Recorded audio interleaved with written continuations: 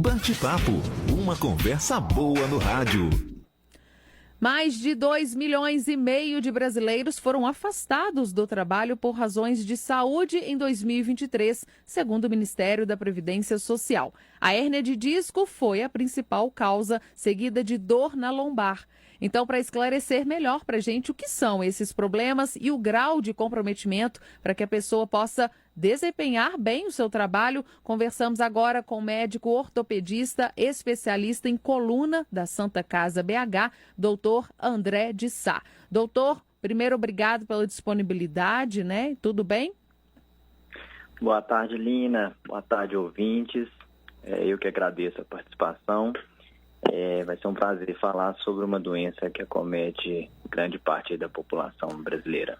Pois é, doutor, vamos começar então. O senhor explica melhor para a gente o que é a hérnia de disco. A hérnia de disco, primeiro a gente tem que entender a estrutura da coluna.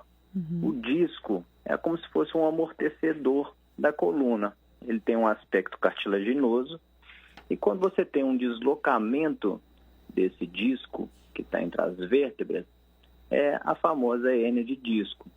E aí ela causa vários sintomas, desde sintomas mais simples, como uma dor leve, até sintomas mais incapacitantes, que vão levar a desfechos de tratamentos distintos. Eu queria aproveitar e perguntar justamente quais são esses principais sintomas, né, que servem de alerta também, né, para identificar a hérnia de disco. Sim. Os principais sintomas iniciam com dor. A dor pode ser na coluna lombar ou uma dor irradiada, que inclusive é a mais comum da hérnia de disco. Então, aquela dor que vai para a perna, as pessoas aí comumente escutam, né? A dor do ciático, essa dor irradiada, é um dos sintomas clássicos da hérnia de disco. Também pode não só ter dor, como ter formigamento, alteração de sensibilidade na perna e qualquer irradiação do nervo que venha da coluna. Além disso, pode ter também alteração de força, ou seja, aquele paciente que está tendo uma alteração na força do pé, na força do dedo. Isso aí pode levar a um desfecho ali de um tratamento um pouco mais incisivo. Sempre lembrando que a hérnia de disco também ela é cervical ou lombar, então essas alterações podem vir também em membro superior, tanto alteração de força, como alteração de dor, como formigamento, como alteração de sensibilidade. Doutor, ela pode aparecer em qualquer idade ou tem, né, uma faixa etária específica? Qualquer idade pode vir a hérnia de disco. A idade mais comum são adultos. Pacientes mais idosos têm menos chance de hérnia de disco, mais sinais de artrose. Então, a faixa etária mais comum são adultos até 65 anos. Pode vir em qualquer idade. Tá. E a gente pode dizer que uma das principais causas do aparecimento, né, da hérnia de disco pode ser associada ao sedentarismo e à má postura? Com certeza. São fatores que desencadeiam a hérnia de disco. Tem um caráter genético, é claro, mas tanto o sedentarismo, um excesso de peso e uma má postura diária, elas podem desencadear, levando aí a hérnia de disco.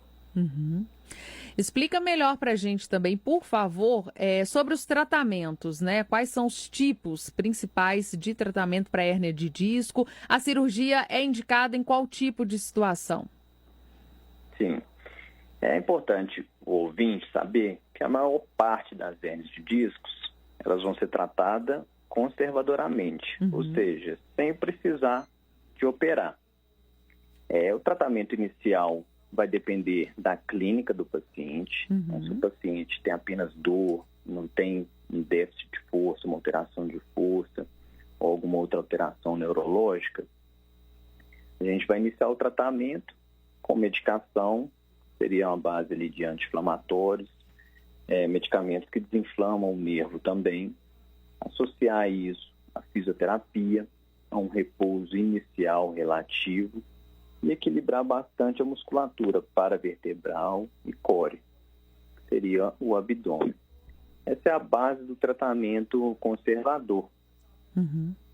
E aí vamos avaliar o paciente conforme ele vai melhorando. Quando é que a gente vai operar? Quando tem a falha desse tratamento conservador. Ou seja, iniciou, fez terapia, fez as medicações, mesmo assim não obteve melhora. E quando também está associado a alterações neurológicas. Ou seja, esse paciente está com perda de força no membro, está com alguma alteração de sensibilidade, alguma incontinência urinária. Isso aí a gente leva para o tratamento cirúrgico. Uhum. Hoje o tratamento cirúrgico pode ser uma pergunta do ouvinte. Como é que trata? Hoje a gente tem técnicas menos invasivas.